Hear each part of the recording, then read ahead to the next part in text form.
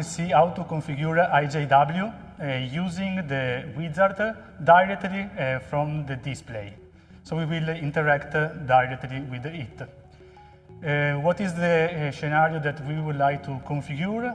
Again, we have a cold room with a medium temperature, so we will set up a set point of 6 degrees to control the on-off of the compressor. We will configure the fan, evaporating fan. In this case, we will choose an application with stop defrost, so we will not configure anything to like resistance or hot gas. We will have then a door switch that is used to monitor the door status, and we can also set an alarm if the temperature gets higher than the set point. Okay, so now we can go directly to the display. Now this is a factory new control, so it shows the right CFG, means that it needs to be configured, and we will start with the setup wizard, just pressing the configuration button. So the first question is that if we want to proceed with the configuration wizard, if we select no, a default configuration will be applied. If we say yes, the first parameter to modify is IS, and you can see that there is also a red key near the parameter need that means that this parameter needed to be configured. If we select again the configuration, we will see some numbers. Those numbers are corresponding to the some diagrams that are shown in the manual, also in the technical quick guide. In this case, we want to configure that loads, and so we select the configuration 422 that correspond to compressor, fan, light, and alarms.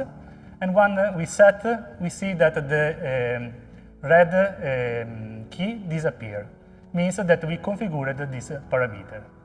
Then we move to the next parameter, is parameter A5. Parameter A5 is to configure the digital input, and when we select, we have to enter one number. Those numbers are also reported in the user manual and in the quick start guide, and each number corresponds to a particular configuration. For example, now we want to control the door, so that is normally closed, and so we select the number 4.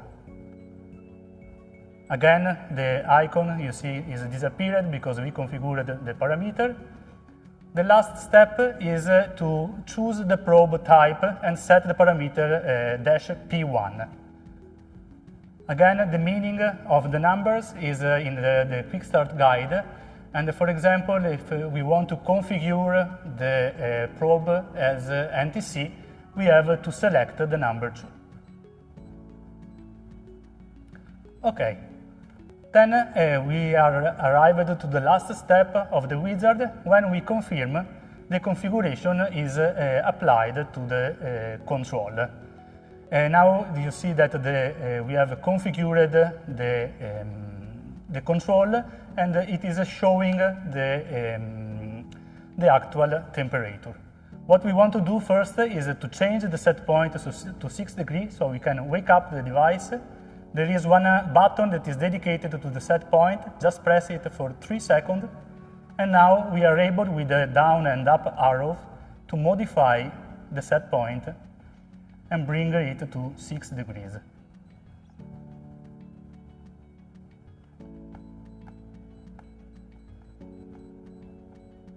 Okay, when we confirm, the modification is applied. As you can see now, as the set point is lower than the temperature, the fan, evaporator fan, and the compressor are active. Let's say now that we want to set the alarm. Again, we wake up the device, we keep pressed for more than 3 seconds, and then there is the possibility to enter the password to modify the advanced parameter.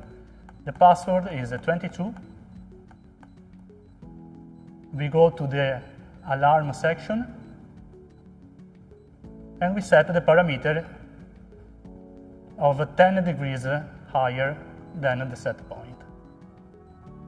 Okay, once we finish, we ask from the menu, we ask again, and the control now is configured.